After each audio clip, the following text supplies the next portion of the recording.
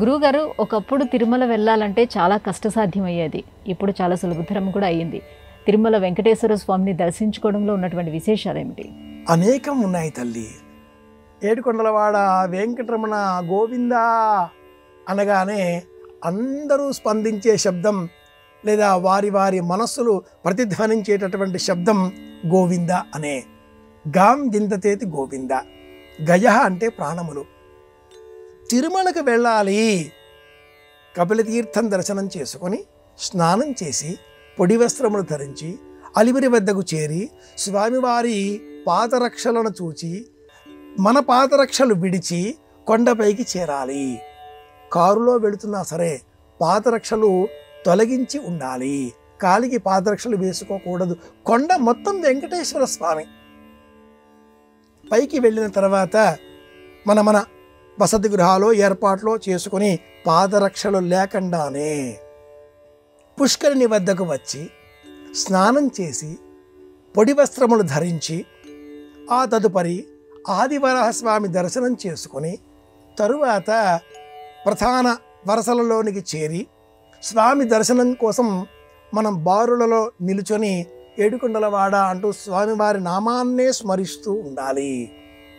కపిలతీర్థం, శ్రీవారి పాదరక్షలు, పుష్కరిణి, ఆదివరాహస్వామి, ఆ తదుపరి స్వామివారి దివ్య దర్శనం. దర్శనం చేసే సమయంలో ఆలయం అంతటినీ ఒక్కసారి కన్నులు తెరిచి తేరిపార చూస్తూ ప్రతి అంశాన్ని ఇలా ఇలా ఇలా ఇలా మనం నింపుకుంటే రంగమంటపం నుంచి ప్రసాద స్వీకరణ వరకు అన్ని మంటపాలు మన కళ్ళల్లో నిలబడిపోతాయి.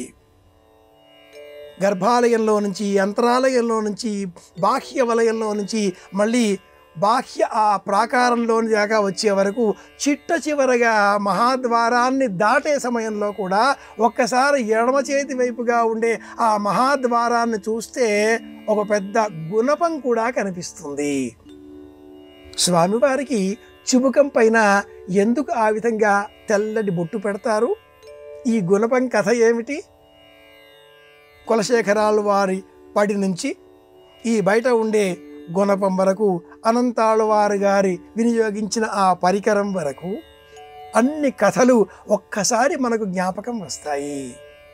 మన వెంట అన్నమయ్యను పెట్టుకొని ఆ ప్రయాణం చేయగలిగితే ప్రారంభం నుంచే ఇది తిరుమల ప్రయాణం చేసే విధానం.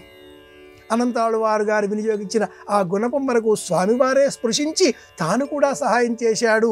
ఆ గుణపం తాగిన కారణంగా ఈ చివరన పెచ్చలిన ఆ గాయం తొలగించే నిమిత్తమై అలా ఆ స్వామి గంధమును, పసుపును లేక ఔషధమును అలదిన వృత్తాంతాన్ని కూడా జ్ఞాపకం తెచ్చుకునే విధంగా కస్తూరిని పెట్టేటటువంటి నేపథ్యంలో ఇంతటి వృత్తాంతాలన్నింటినీ గుర్తుపెట్టుకుంటూ చిట్ట చివరగా గొల్ల మంటపం కూడా చూడగలిగితే, వేడి ఆంజనేయ స్వామి వారిని కూడా దర్శించుకోగలిగితే మళ్ళీ తిరుపతి వెళ్ళక్కర్లేదు.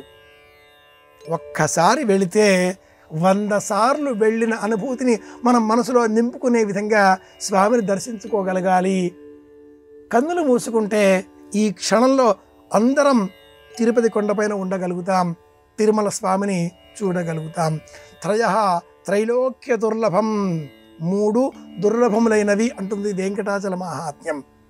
తిరగొండ వెంగమాంబ అందించిన ఈ గ్రంథములో 3 లభించనటువంటివి, అరుదైనటువంటివి అని చెబుతూ మొదటిది పుష్కరిణి స్నానం, 2 స్వామి దివ్య దర్శనం, 3 లడ్డూ ప్రసాదం.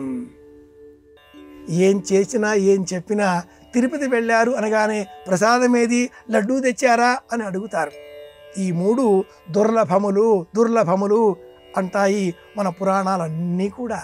కనుక ఎలా వెళ్ళాలి?